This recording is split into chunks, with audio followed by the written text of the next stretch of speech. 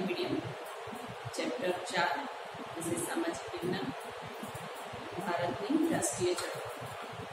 વિદ્યાર્થી મિત્રો, અગાઉના આ ચેપ્ટરના પહેલા પાઠની અંદર આપણે જોયું કે 1757થી કે જ્યારે સિરાજઉદ્દૌલાની હાર થઈ બંગાળની અંદર, અંગ્રેજો જીત્યા અને ભારતની અંદર પગ પેસારાની શરૂઆત કરી અંગ્રેજો, ત્યારથી માંડીને 1857 સુધીનો જે 100 વર્ષનો સમય છે એ દરમિયાન અંગ્રેજોએ ભારતમાં કઈ રીતે પોતાના વિસ્તાર, જે પોતાનું આયોજન હતું એનો વિસ્તાર કર્યો અને કઈ કઈ જગ્યાને પોતાના અંડરમાં કરી એના વિશે વાત કરી આપણે। અને 1857નો જે વિપ્લવ હતો એ કઈ રીતે નિષ્ફળ રહ્યો, કે એના ઘણા બધા કારણો હતા કે એક તો એ સમય પહેલાં એની શરૂઆત થઈ ગઈ હતી અને એને કોઈ યોગ્ય લીડરશીપ મળી નહીં। જે આપણે ખબર છે, એનફિલ્ડ રાઇફલ ઉપર જે ગાયની ચરબી અને ભૂંડની ચરબી લગાવવામાં આવી અને એને એ રાઇફલને મોઢેથી તોડવાનું ફરમાન કરવામાં આવ્યું અને સૈનિકોએ એનો ઇનકાર કર્યો અને તાત્કાલિક ધોરણે 1857નો વિપ્લવ છે એ ફાટી નીકળ્યો અને યોગ્ય કોઈ લીડરશીપ ન હોવાના કારણે યોગ્ય દિશા ના મળી અને આ રીતે 1857નો વિપ્લવ જે હતો એ નિષ્ફળ। 1905ની અંદર અંગ્રેજોએ બંગાળના ભાગલા પાડ્યા, જે અત્યારે આપણે બિહાર, ઓરિસ્સા એવી રીતે અલગ અલગ જે પાર્ટ છે એ રીતે એ સમયમાં આખું એક જ પ્રદેશ ગણાતો બંગાળ। અને ભારતમાં ભૌગોલિક દ્રષ્ટિથી જોઈએ તો પણ બંગાળ એ ખૂબ જ કહેવાય કે મુખ્ય કેન્દ્ર હતું ભારતનું, એવું કહી શકાય। એટલા માટે અંગ્રેજોએ સૌ પ્રથમ ત્યાંથી જ પોતાની સત્તા વિસ્તાર કરવાની શરૂઆત કરી। હવે 1905ની અંદર બંગાળ, બિહાર અને ઓરિસ્સાના 3 ભાગ એવા પાડવામાં આવ્યા, જેનો બંગાળી લોકોએ તો વિરોધ કર્યો જ, પરંતુ આખા ભારતની અંદર એનો બહુ જોરશોરથી વિરોધ કરવામાં આવ્યો। હિન્દુ મુસ્લિમ એક થઈ ગયા, એકબીજાના હાથે રાખડી બાંધી અને એકતાનું પ્રદર્શન કર્યું અને આ એકતા બતાવી એનાથી અંગ્રેજો ડરી ગયા, કારણ કે અંગ્રેજોની તો એક નીતિ હતી કે ભાગલા પાડો અને રાજ કરો। તો આ જે નીતિ એમની હતી એમાં એ ક્યાંક ને ક્યાંક નિષ્ફળ રહ્યા એવું એમને લાગ્યું કે જે હિન્દુ મુસ્લિમની એકતા જો બતાવવામાં આવી, બંગાળના જે ભાગલા પડ્યા છે એ રદ કરવામાં આવે। તો આ વસ્તુ થઈ અને આપણે એ પણ જોયું કે 1905થી 1911 સુધી અંગ્રેજો આ 6 વર્ષ સતત આ જે આંદોલનો હતા એને ફેસ કરવા પડ્યા અને ફાઇનલી 1911 એ ભાગલા જે હતા એને રદ કરવાની ફરજ પડી અને ફરીથી પાછું બંગાળ છે એ એક આખું રાજ્ય થઈ ગયું। આ વસ્તુ આપણે જોયું, થોડું રિવિઝન લીધું। હવે આજે આપણે વાત કરવાની છે મુસ્લિમ લીગ।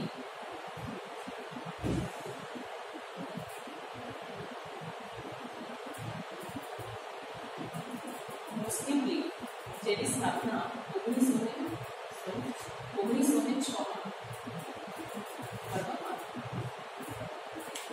હવે એવું કહેવાય છે કે પાકિસ્તાનના ભાગલા એ ભલે 1947માં ભારત અને પાકિસ્તાન એવા 2 ભાગલા પાડવામાં આવ્યા, પરંતુ 1906ની અંદર જ ક્યાં ભારતીયો જે હતા એમના માનસની અંદર ક્યાં આ બીજ રોપવામાં આવ્યા હતા આ સમય દરમિયાન અને એના પ્રણેતા લોર્ડ વાઇસરોય, લોર્ડ મિન્ટો એને ગણવામાં આવે છે, બરાબર। આપણે એ સ્ટોરીથી તો વાકેફ છે કે જે મોહમ્મદ અલી ઝીણા હતા એમને ગાંધીજી પાસે પાકિસ્તાનને ભારતમાંથી અલગ પ્રદેશ તરીકે કરવાની માંગ કરી હતી, પરંતુ ખરેખર હકીકત એ છે કે વાઇસરોય મિન્ટો જે હતા અને બીજા હતા હિન્દી વચ્ચે મોરલે, આ બંને મુખ્ય પાત્રો હતા કે જેમને મુસલમાન પ્રજા જે હતી, એમના જે લીડરો હતા, એમના મગજમાં પાકિસ્તાન એક અલગ પ્રદેશ માંગવા માટેના બીજ રોપેલા।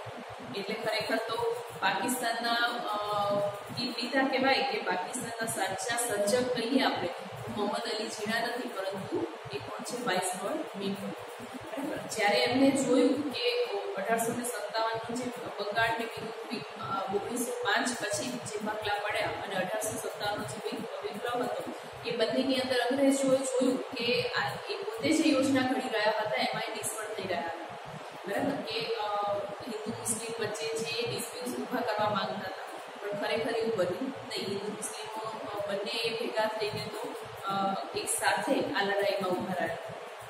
એટલે આ વસ્તુ જોઈને એમને લાગ્યું કે જો હિન્દુ મુસ્લિમની એકતા ભારતની અંદર થશે તો પછી એમનું રાજ કરવું મુશ્કેલ થશે.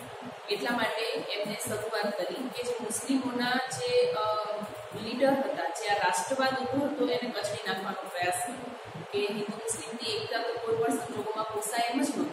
બરાબર, તો એમને શરૂઆત કરી કે મુસ્લિમોના જે લીડરો હતા એમને બોલાવીને એમના મગજમાં અલગ મુસ્લિમ લીગ સ્થાપવાનું એક બીજ રોપ્યું. ક્યાંક ને ક્યાંક આ બીજ પછી આખરે વડવૃક્ષ થઈને ભારત અને પાકિસ્તાનના ભાગલા રૂપે આપણે આજે જોઈ શકીએ છીએ. અંગ્રેજોના ઉપલા વર્ગના જે મુસલમાન લીડરો હતા એમના મગજમાં ક્યાંક આ બીજ રોપ્યું કે તમે મુસ્લિમ લીગની અલગ સ્થાપના કરો, કોંગ્રેસથી પોતાનો છેડો ફાડી અને અલગ મતાધિકાર અને અલગ મતદાર મંડળોની માંગણી કરવા યુવકોને ફૂસલાવવામાં આવે. મુસલમાન જે યુવકો હતા એમને ફૂસલાવવામાં આવે અને મુસ્લિમોને એક જૂથ આખું અલગ બનાવવા માટે પ્રેરણા આપવામાં આવે. અને આ પ્રેરણા આપનાર બે વ્યક્તિ હતા વાઇસરોય મિન્ટો અને હિન્દી વજી મોર્લે. પરિણામે 1906ની અંદર મુસ્લિમ લીગની અલગ સ્થાપના કરવામાં આવી. બરાબર, આ 1906ની અંદર જે મુસ્લિમ લીગની અલગ સ્થાપના થઈ તો આ સંસ્થાના સ્થાપનામાં મુસ્લિમોના જે ધાર્મિક વડા હતા આગા ખાન, ઢાકાના નવાબ સલીમુલ્લાહ ખાન, વાઇસરોય મિન્ટો અને ખાનગી મંત્રી ડનલોપ સ્મિથે આટલા 4 વ્યક્તિઓની મહત્વની એની અંદર ભૂમિકા જોવા મળે છે. ફરીથી જોઈ લઈએ કે મુસ્લિમ લીગના જે ધાર્મિક વડા હતા આગા ખાન, પછી ઢાકાના નવાબ સલીમુલ્લાહ ખાન, વાઇસરોય મિન્ટો અને ખાનગી મંત્રીના ડનલોપ સ્મિથ, આ 4 વ્યક્તિઓની મુખ્ય આગેવાની એની અંદર જોવા મળી. મુસ્લિમો કોંગ્રેસના વાર્ષિક અધિવેશનમાં હાજર ના રહે એ ક્યાંય પણ નહોતા ઈચ્છતા કે હિન્દુ મુસ્લિમોના જે લીડરો છે એકબીજાની સામે આવે, કારણ કે ક્યાંક એમને છૂપો ડર હતો કે જો આ બંને લીડરો એકબીજાની સામે આવશે અને ફરી પાછું ક્યાંક એકતાનું પ્રદર્શન થશે તો એમના માટે મુશ્કેલી ઊભી કરશે. એટલા માટે એમને મુસ્લિમ લીગના જે લીડરો છે એ કોંગ્રેસના અધિવેશનમાં હાજર ના રહે એ માટેના પૂરતા પ્રયત્ન કર્યા અને જે દિવસે કોંગ્રેસનું અધિવેશન રાખવાનું હતું એ દિવસે મુસ્લિમ લીગનું અધિવેશન પણ એ દિવસે રાખવામાં આવ્યું, એટલે કે બંને એકબીજાની સાથે મળી ના શકે, કોઈ પણ જાતની ચર્ચા ના કરી શકે.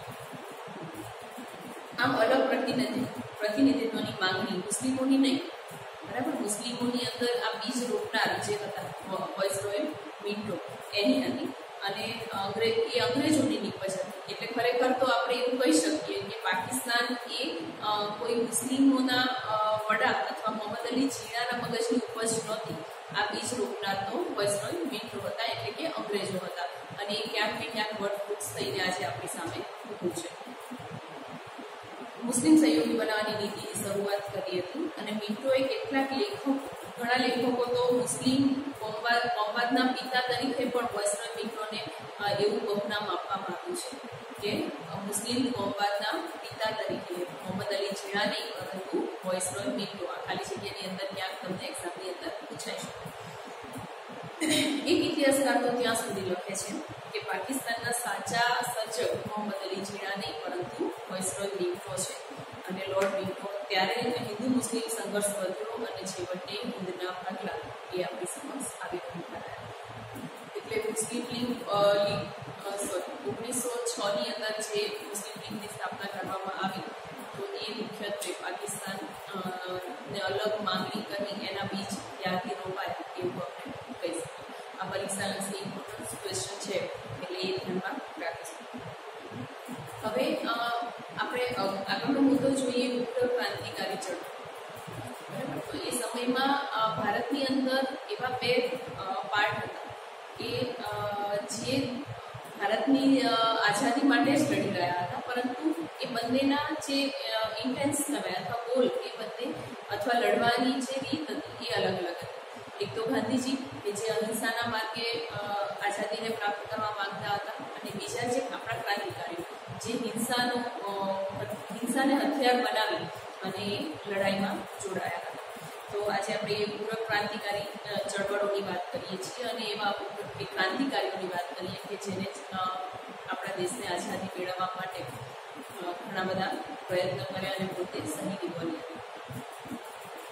ભારતમાં ક્રાંતિકારી ચળવળનો સૌ પ્રથમ ક્રાંતિકારી વાસુદેવ ફળકે, બરાબર, એની નીચે આપણે અંડરલાઈન કરીશું કે ક્રાંતિકારી ચળવળની શરૂઆત જ વાસુદેવ ફળકે કરી હતી. તમને અહીંયા બાજુમાં ટેક્સ્ટબુકમાં એમનું પિક્ચર આપેલું છે વાસુદેવ ફળકેનું.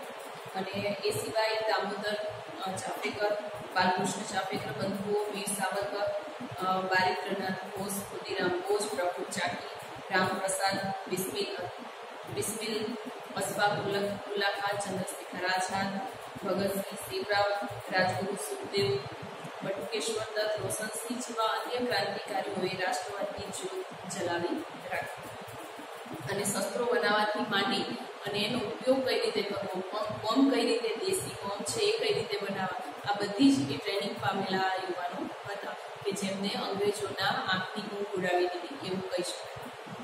ઉગ્ર ક્રાંતિકારી ચળવળ એ માત્ર ભારતની અંદર જ એનો ફેલાવો થયો હતો એવું નહોતું. એ દેશ વિદેશ સુધી એનું જે કહેવાય કે એક આખી એની લિંક હતી એ પહોંચેલી હતી. અને એની પૂર્વ ભૂમિકા બંગાળના ભાગલા રદ કરાવવા ચાલેલું આંદોલન, બરાબર. એ જ્યારે બંગાળના ભાગલા 1905ની અંદર પડ્યા તો ત્યાંથી માંડીને 1911 સુધીમાં એ ભાગલા રદ થયા.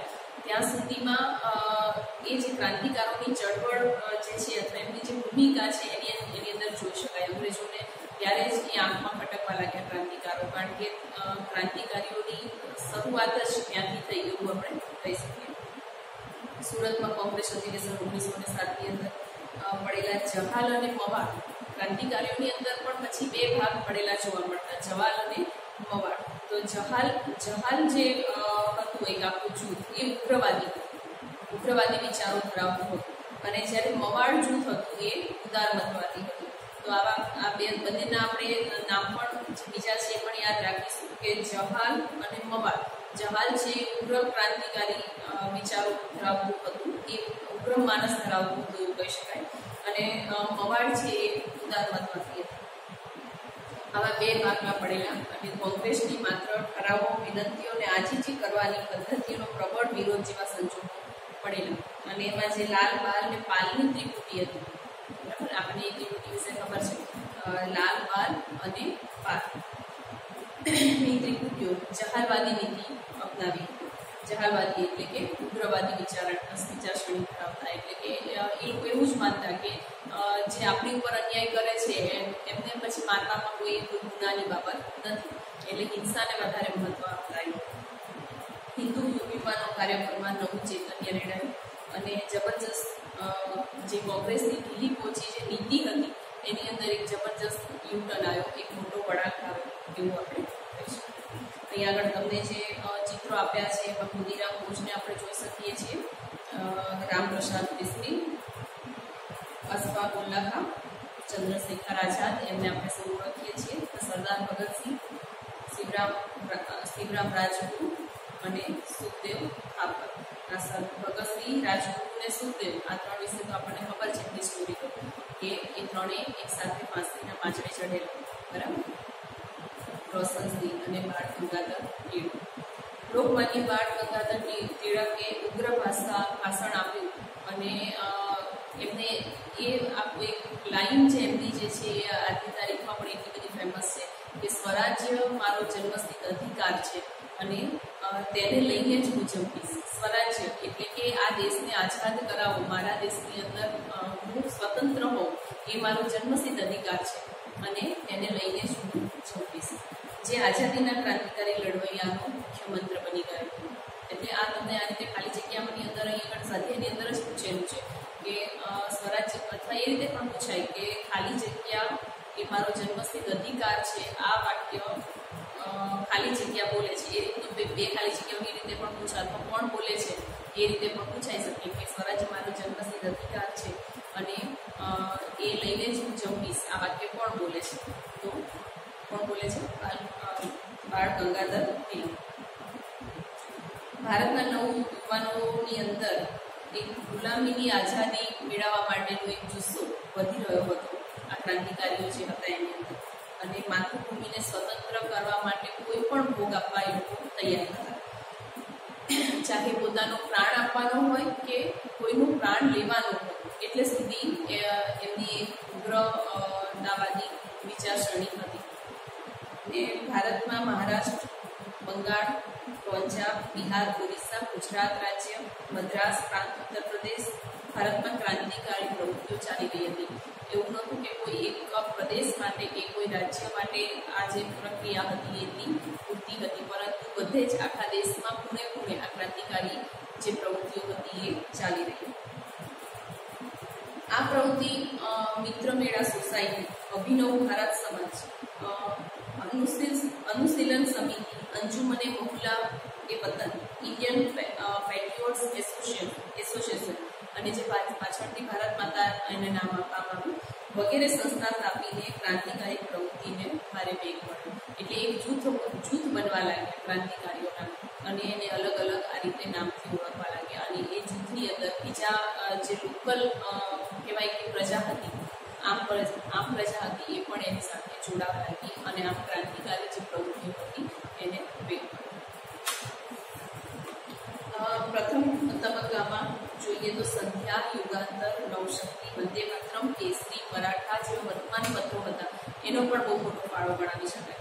આપણે અગાઉ પણ વાત કરેલી છે બીજા કોઈ ચેપ્ટરની અંદર કે એ સમયમાં મોબાઈલ ફોન કે એકબીજાને મેસેજીસ પાસ કરવા માટેના કોઈ સાધનો નહોતા.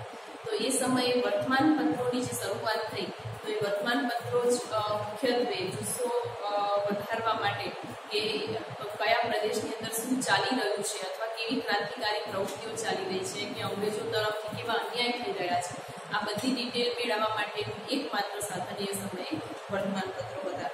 અને જેમાં સંધ્યા, યુગાંતર, નવશક્તિ, વંદે માતરમ, કેસરી, મરાઠા જેવા વર્તમાનપત્રોનો આ ક્રાંતિકારી પ્રવૃત્તિઓને વેગ આપવા માટેનું આ મુખ્ય પરિબળ વર્તમાનપત્રો હતા એવું કહી શકાય. અલીપુર હત્યાકાંડ, અલીપુર હત્યાકાંડની અંદર 34 જેટલા ક્રાંતિકારીઓ પર કેસ ચાલે. અલીપુર હત્યાકાંડ શું હતું? તો હેમચંદ્ર કાનૂનગો હતા, તેમને પેરિસ મોકલવામાં આવ્યા હતા એ સમયમાં. શેના માટે? કે બોમ્બ કેવી રીતે બનાવવા, હથિયારો કેવી રીતે બનાવવા, આની આખી એક ટ્રેનિંગ લેવા માટે જે આ હેમચંદ્ર કાનૂનગો હતા એમને વિદેશ મોકલવામાં આવેલા અને ત્યાંથી એ ટ્રેનિંગ લઈને આવ્યા. એ સમયમાં એ વસ્તુ કેટલી અઘરી હશે આપણે સમજી શકીએ છીએ, બરાબર. તો એ પેરિસથી પાછા આવ્યા પછી વરિન્દ્ર ઘોષ એમને કોલકાતાની અંદર એક કારખાનું નાખ્યું બોમ્બ બનાવવા માટેનું, પરંતુ અમુક એવી મિસ્ટેક થઈ કે જેનાથી એ જે બોમ્બ બનાવવાનું કારખાનું છે અંગ્રેજોના હાથમાં આવી ગયું અને એની અંદર 34 એવા જે ક્રાંતિકારીઓ હતા જેની અંદર સંડોવાયેલા હતા, બરાબર, એ કારખાનું બોમ્બ બનાવવા માટે. તો એ 34 જે ક્રાંતિકારીઓ હતા એમની ઉપર કેસ ચલાવવામાં આવેલો અને એની અંદર ખાસ મુખ્ય ભૂમિકા જે છે એ અરવિંદ ઘોષની હતી. અને અરવિંદ ઘોષને બચાવવા માટે 2 એવા ક્રાંતિકારીઓ હતા કે જે પોતે ફાંસીના પાંચડે ચડી ગયેલા. કારણ કે જે મેઇન લીડર છે એને જો કોઈ નુકસાન થાય તો આખી જે પ્રવૃત્તિ છે અથવા આખો જે સંઘ છે એ ભાંગી પડે. એટલા માટે એ બંને જે ક્રાંતિકારીઓ હતા એમને પોતે કબૂલાત કરી કે આ બધું અમારા અંડરમાં ચાલે છે અને એ બંનેને ફાંસી આપવામાં આવી અને અરવિંદ ઘોષ છે બચી ગયેલા. એટલે આ રીતે અલીપુર એક હત્યાકાંડ આખું એક કહી શકાય. હાવડા હત્યાકાંડ જે આપણે અગાઉના ધોરણમાં ભણી ગયા છીએ, ઢાકા હત્યાકાંડ, આ બધામાં ક્રાંતિકારીઓની ધરપકડ કરાયેલી અને દિલ્હીમાં વાઇસરોય હાર્ડિજ પર બોમ્બ ફેંકાયેલો, બરાબર. ક્રાંતિકારીઓ જેમ આપણે વાત કરીને કે જેમ પોતાને જીવ દઈ દેવામાં માનતા એવી રીતે કોઈનો જીવ લઈ લેવામાં પણ માનતા. એમને કોઈ પણ ભોગે બસ દેશને આઝાદ કરાવવો છે, આ દેશની સ્વતંત્રતા પ્યારી હતી, પણ ચાહે કોઈ પણ એના માટે કોઈ પણ રસ્તો અપનાવવો પડે. 13 નવેમ્બર 1909ના રોજ અમદાવાદમાં રાયપુર દરવાજા પાસે વાઇસરોય મિન્ટો પર નખાયેલો બોમ્બ એ પણ એક ક્રાંતિકારી ચળવળનો જ એક હિસ્સો હતો અને એનું ઉદાહરણ આપણે ગણી શકીએ. બીજા તબક્કામાં 1920 થી 42માં કાકોરી લૂંટ કેસ, એના વિશે આપણે સૌ જાણીએ છીએ. આખી ટ્રેન જેટલી કાકોરી ટ્રેન હતી અને એમાં અંગ્રેજોનો આખો ખજાનો જઈ રહ્યો હતો અને બધા ક્રાંતિકારીઓએ ભેગા થઈને એ ટ્રેનને વચ્ચે રોકી અને એ આખી ટ્રેન જે કંઈ પણ માલ સામાન હતો એને લૂંટી લેવામાં આવ્યો હતો. તો આ કાકોરી લૂંટ કેસ છે, લાહોર હત્યાકાંડ છે, એ ધારાસભામાં બોમ્બ નાખવાના બનાવો બરાબર, ધારાસભાની અંદર ચાલુ ધારાસભાએ બોમ્બ નાખવામાં આવેલું. તો આ બધી પ્રવૃત્તિઓ છે એ આપણે અગાઉના ધોરણોમાં શીખી ગયા છીએ. બરાબર, 8મા ધોરણમાં એના વિશે આખી ડિટેલ આપણે જોઈ ગયા છીએ, તો એને ડિટેલમાં નહીં લઈએ આજે. તો આ બધા જ ક્રાંતિકારી એવી પ્રવૃત્તિઓ હતી કે જેમાં ઘણા બધા ક્રાંતિકારીઓ શહીદ થયા, ઘણા બધા ક્રાંતિકારીઓને ઉંમર કેદની સજા આપવામાં આવી, ઘોડા ફટકારવામાં આવ્યા, અને આ બધું સહન કરીને છેવટે એમને પોતાની પ્રવૃત્તિઓ ક્યાંક ને ક્યાંક ચાલુ રાખી છે. બોમ્બ બનાવવા, અને એ વખત આપણી પાસે અમુક કહેવાય કે એવા કોઈ પણ સાધનો નહોતા, છતાં પણ પોતાની પાસે જેટલા સાધનો અવેલેબલ હતા એનાથી એ આ બધી પ્રવૃત્તિઓને સતત વેગ આપતા રહેતા. તો ગુજરાતમાં હવે આ તો આપણે વાત કરી કે આખા ભારતની અંદર જે ક્રાંતિકારી પ્રવૃત્તિઓ ચાલે છે એની વાત કરી. અહીંયા આગળ આપણે ગુજરાતમાં ઉગ્ર ક્રાંતિકારી ચળવળની વાત કરીએ કે ગુજરાતની અંદર એનો કેવા પડઘા પડેલા. તો ગુજરાતમાં ક્રાંતિની ભૂમિકા તૈયાર કરનાર સૌ પ્રથમ અરવિંદ ઘોષ હતા. બરાબર, અરવિંદ ઘોષ એ પડદા પાછળ હતા અને બહાર એમના નામે પ્રવૃત્તિઓ ચાલી, પરંતુ એ અંડરગ્રાઉન્ડ હતા એવું કહી શકાય. અરવિંદ ઘોષના ભાઈ જે હતા બારીન્દ્ર કુમાર ઘોષ, એ ગુજરાતમાં આવ્યા અને ગુજરાતની અંદર એ ખૂણે ખૂણો ફરી પડ્યા અને દક્ષિણમાં જઈને દક્ષિણમાં છોટુભાઈ અને અંબુભાઈ પુરાણી એ બે વ્યક્તિઓ એમને મળ્યા અને ત્યારથી જ ક્રાંતિકારીની શરૂઆત, ક્રાંતિકારી જે પ્રવૃત્તિઓ હતી એની શરૂઆત થઈ આ બંનેના મળવાથી. નર્મદા કાંઠે એમને સાકરિયા સ્વામી મળ્યા. સાકરિયા સ્વામી છે એ ઝાંસીની રાણી સાથે 1857ના સંગ્રામની અંદર એમની સાથે હતા, એ વ્યક્તિ એમને મળ્યા. બારીન્દ્ર કુમારે વડોદરા, ચરોતર એટલે ખેડા જિલ્લો જે આપણો છે, અમદાવાદ, મહેસાણા દરેક સ્થળે ફરીને મધ્યમ વર્ગના જે યુવાનો હતા એની અંદર ક્રાંતિકારી રંગ આખો લગાડ્યો. અને એ રાયપુર દરવાજા પાસે વાઇસરોય હતા જે એમની ઉપર બોમ્બ ફેંકવાની ઘટના પણ એ પછી જ બનેલી.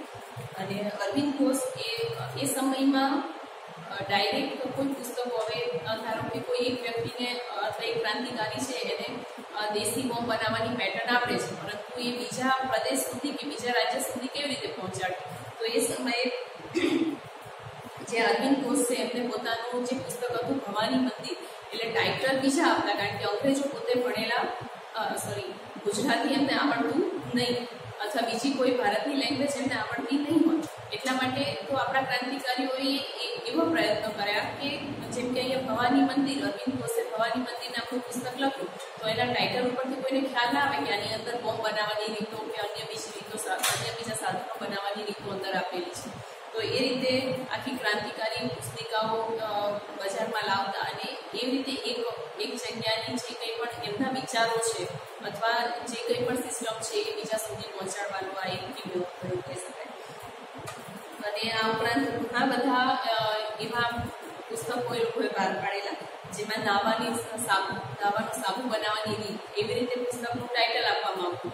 એટલે અંગ્રેજોને એમાં ગેરમાર્ગે દોરવામાં આવતા કે આ તો નાવાનો સાબુ બનાવવાની રીત છે, કે કસરત, ગુલાબનો કિસ્સો, કાયદાનો સંગ્રહ, આવા બધા નામ આપવામાં આવતા. અને એની અંદર એ પુસ્તકોની અંદર એ જે ટાઇટલ છે એના અનુસંધાનમાં તો અમુક લેખ હતા જ, અને એની સાથે સાથે દેશી બોમ્બ કેવી રીતે બનાવવા એની પણ આખી ડિટેલ એની અંદર આપવામાં આવતી. ચાંદોદર કરનાળી પાસે ગંગનાથ વિદ્યાલયની સ્થાપના કરાઈ, જેમાં અંદરખાને ક્રાંતિકારી પ્રવૃત્તિઓ ચાલી. બરાબર, ક્રાંતિકારી પ્રવૃત્તિઓ એ વખત ચલાવી એટલે એક બહુ મોટું રિસ્ક હતું, કારણ કે અંગ્રેજોના હાથમાં જો આવી જાય તો એ જેટલા વ્યક્તિઓ હોય બધાને આજીવન કેદ અથવા ફાંસીની સજા આપવામાં આવતી. એટલે બહુ ગુપ્ત રૂપે આ જે બધી પ્રવૃત્તિઓ હતી એને ચલાવવામાં આવતી. એટલે અહીં આગળ એની નીચે અંડરલાઈન કરશો તો ચાંદોદર કરનાળી પાસે ગંગનાથ વિદ્યાલયની સ્થાપના કરવામાં આવી. એટલે કે અહીં આગળ સ્ટડી માટેની આ એક હેતુ છે એવું બતાવવામાં આવતું, પણ એની અંદરખાને તો ક્રાંતિકારી પ્રવૃત્તિઓ જ ચાલતી. અને ગુજરાતના ઘણા યુવાનો મધ્યમ વર્ગના જે ફેમિલીમાંથી આવતા યુવાનો હતા એ ક્રાંતિકારી પ્રવૃત્તિમાં જોડાયા, અને એમની સાથે સરકારે ખૂબ જ સખત પગલાં લીધા. અને છેવટે એ લડતમાંથી છટકીને છેવટે સરકારને પણ લાગ્યું કે માત્ર દમન ચક્ર એનાથી શાસન થશે નહીં, એટલે કોઈ બીજો જ વિચાર કરવો પડશે એવું એમને લાગ્યું. આ હતી ગુજરાતની ક્રાંતિકારી પ્રવૃત્તિ. બરાબર, અહીંયા આગળ આજે આટલું જ રાખીએ છીએ, અહીંયા સ્ટોપ કરીએ.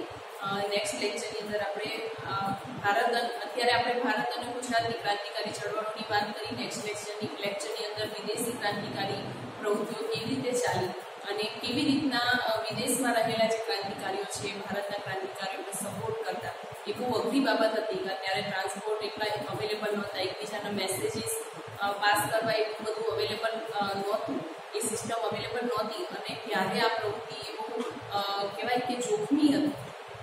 ક્યાંક પકડાઈ જવાનો ડર હોય, બરાબર. આ બધા જોખમો વચ્ચે પણ વિદેશી ક્રાંતિકારીઓએ પણ ભારતને આઝાદ કરાવવામાં એટલો જ ફાળો આપ્યો છે, જેની ડિટેલ આપણે નેક્સ્ટ લેક્ચરની અંદર જોઈશું કે વિદેશમાં ક્રાંતિકારી પ્રવૃત્તિઓ કેવી રીતે ચાલતી અને કેવા એવા મહાન ક્રાંતિકારીઓ હતા કે જેમને પોતાના જીવના જોખમમાં મૂકીને પણ આપણા દેશને આઝાદ કરાવવા માટેના પ્રયત્નો સતત ચાલુ જ રાખ્યા. તો એની ડિટેલ આપણે ફરીથી લઈશું. આજે આટલું જ રાખ્યું.